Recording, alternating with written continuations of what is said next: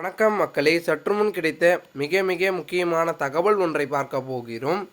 தகவலை பார்ப்பதற்கு முன்னதாக நீங்கள் நம்மளுடைய சேனலுக்கு புதிய பார்வையாளர்களாக இருந்தீர்கள் என்றால் மறக்காமல் நம்மளுடைய சேனலை சப்ஸ்கிரைப் செய்து வைத்துக் கொள்ளுங்கள் மக்களே. தற்பொழுது பன்னீர்செல்வம் அவர்கள் ஆட்டத்தை ஆரம்பித்து விட்டாரா அப்படின்னு கேட்டிங்கன்னா ஆரம்பிக்க போகிறார். அதாவது அனைத்திந்திய அண்ணா திராவிட முன்னேற்ற கழகத்தில் இணையக்கூடிய செயல்பாடுகளில் தீவிரமாகவே இருந்து கொண்டிருக்கிறார் என்றே பார்த்திங்கன்னா ஓபிஎஸ் தரப்பினர்கள் சொல்லி கொண்டிருக்கிறார்கள். காரணம் என்னவென்றால் 2026 தேர்தல் ஒரு பக்கம், தற்பொழுது ஈரோடு கிழக்கு இடைத்தேர்தல் ஒரு பக்கம் வரப்போகிறது. தேர்தல் வரும் நேரத்தில் ஓபிஎஸ் தமக்கு சாதகமாக அனைத்தையுமே மாற்றி விடுவார் என்பது அனைவருக்கும் தெரியும், ஓபிஎஸ் அணியினருக்கும் தெரியும். ஸோ அதுக்கேற்றபோல் அதிமுகவில் இணையக்கூடிய வேலையில் தீவிரமாக இறங்கி வேலை பார்த்து கொண்டிருக்கிறார்.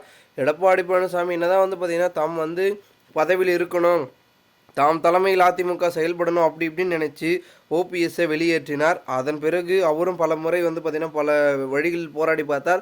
அப்பயும் எடப்பாடி பழனிசாமி வழி கொடுக்கவில்லை. ஏன்னா அவர் உள்ளே வந்தார்னா நமக்கு பதவிக்கு சிக்கல் வந்துடும், நம்ம பதவியில் நீடிக்க முடியாது அப்படின்ற ஒரு நிலைக்கு எடப்பாடி பழனிசாமி தள்ளப்பட்டதன் காரணமாக தற்பொழுது அவரை உள்ளே விடாமல் இருந்துட்டு இருக்கார். எவ்வளோ நாளைக்கு தான் பார்த்திங்கன்னா ஒரு ஆற்றல் வரக்கூடிய தண்ணீரை பார்த்திங்கன்னா அடைத்து வைக்க முடியும்? ஒரு நாள் அது பார்த்திங்கன்னா அடித்து நொறுக்கி போகிவிடும் என்று ஓபிஎஸ் தரப்பினர்கள் ஒரு பக்கம் சொல்லி கொண்டிருக்கிறார்கள்.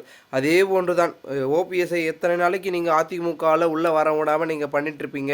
கண்டிப்பாக அவர் ஒரு நாள் இல்லைன்னா ஒரு நாள் உள்ளே வருவார், அதிமுக தலைமைக்குள் வருவார் அப்படின்னு சொல்லிட்டு இருக்காங்க. இந்த ஒரு சூழ்நிலையில் அவர் அப்படி வந்தார்னா கண்டிப்பாக அதிமுக தலைமையில் பார்த்திங்கன்னா பலவிதமான மாற்றங்கள் என்பது நடைபெறுவதற்கான வாய்ப்புகளும் அதற்கான சாத்தியக்கூறுகளும் மிக மிக அதிகமாகவே இருந்து கொண்டிருக்கிறது. இதன் காரணமாக தற்பொழுது பார்த்திங்கன்னா ஓபிஎஸ் அணியினரும் வருவாங்க, சசிகலா தரப்பும் வருவாங்க, டிடிவி தினகரனும் வருவாங்க. ஆக மொத்தம் அனைவரும் ஒன்றிணைக்கான ஒரு சூழல் என்பது அப்பொழுது நடைபெறும். இப்போ யாராச்சும் ஒருத்தர் உள்ளே போனால் தான் அதுக்கான அந்த சாத்தியக்கூறுகள் இருக்குது எல்லோரும் ஒன்று சேரத்திற்கு.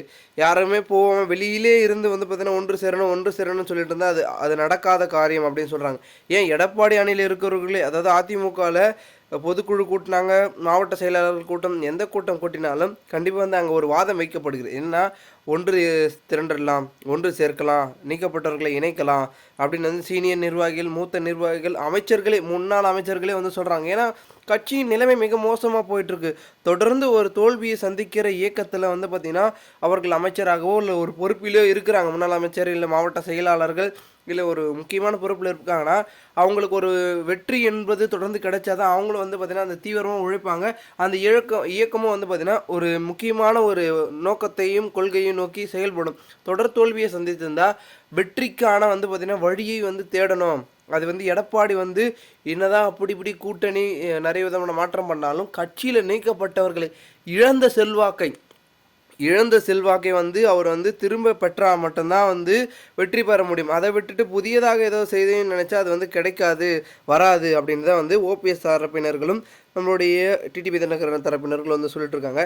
அதனால் எடப்பாடி பழனிசாமி அவர்கள் என்ன செய்ய போகிறார்? மீண்டும் ஒன்றிணைக்கக்கூடிய ஒரு சூழலை உருவாக்க போகிறாரா, இல்லை ஓபிஎஸ்ஸே தன்னுடைய ஆட்டத்தை ஆரம்பித்து அதிமுகவின் தலைமைக்குள் சென்று அனைத்தையும் மாற்றப் போகிறாரா அப்படின்றத நம்ம சற்றே பார்த்திங்கன்னா பொறுத்திருந்தான் பார்க்கப்பட வேண்டும்.